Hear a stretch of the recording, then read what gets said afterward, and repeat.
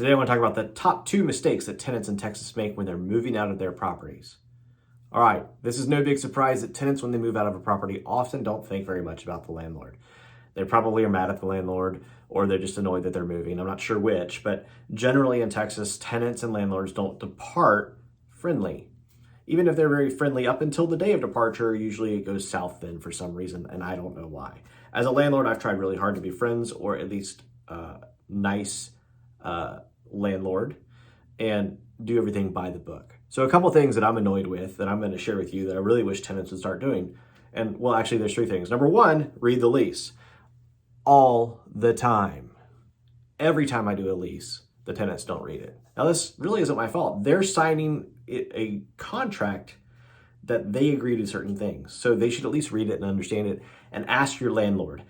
Your landlord is not legal counsel, but at least asking your landlord, you'll understand how your landlord expects the lease to be followed. And at least being on the same page with him or her is the key, right, to a successful lease. So the top 2 things that happen when tenants leave is 1, they forget to inform the landlord in a timely way. Now the lease is going to say that you have a certain number of days before the end of the lease that you need to tell the landlord you're leaving. The lease by default renews until either party tells one another that they want to leave, right? So in the standard Texas residential lease, there is a number of days, a blank for a number of days, and that will tell you how many days you have to give notice. So if it says 30 days, you need to give notice at the beginning of the month in which you want to move out. Also, there's another subparagraph in there that says that the lease will renew on 30-day increments, and if you give notice in a month, you may, no matter what day you give notice, let's say you give notice on January 1st, and if it says 30 days, it could also say that the lease will extend until the month after in which you give notice. So even if it's 30-day notice and you give notice on January 1st, because January has 31 days, you may not be able actually to move out until March 1st, or February 28th, right? So it's important to know when you need to give notice and how many days in advance that is. And don't be lazy about this, because honestly, every landlord could take you to town on it, right? If you were supposed to give 30 days notice and you give notice on January 25th that you're leaving just January 31st, even though the lease says it's ending. Remember, all leases extend unless otherwise noted. It is by default, they extend on a month-to-month basis until someone gives notice. So if you're a tenant and you give notice on the 25th and you have 30 days required notice, you actually owe rent February 1st.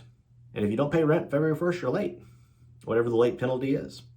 So that doesn't sound very pleasant. It doesn't sound very fair, but honestly, if you just read the lease, that'd be fine. Now, the second thing, number two, this is 4, number 2. The second thing that tenants really miss in the residential lease is everything to do with the security deposit, right?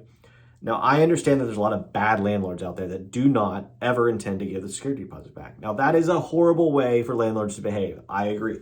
I'm a landlord, but I'm also a real estate broker. So by default, and I think by law, I have to hold that money in an escrow account, and I do. If that money sits in an account, doesn't matter to me. If you want it all back, it's all there the day you move out. Leave the place the way you found it. I'll write you the check immediately. I really have no problem with that. It's not my money. Never counted on it being my money. It's your money. Just leave the place nice. Okay. So that being said, you should expect to get your money back. Now, I understand a lot of landlords don't, by default, send the money back. They're required by law too, but let's face it, a lot of them are cheap and they're going to figure out how to do that. But that's a bad thing to expect.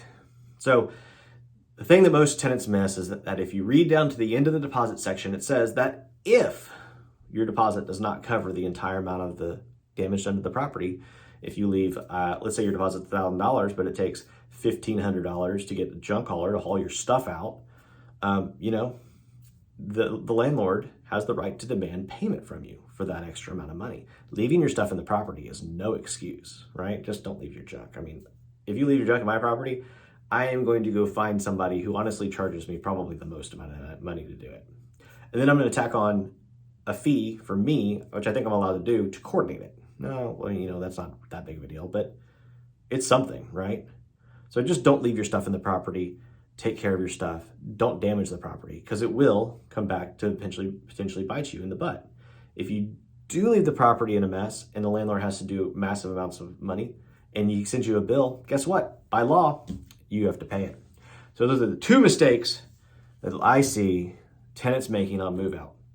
Anyway, you may not agree with me. I think the legal is right. I'm not a lawyer, by the way, but that's the way I see it.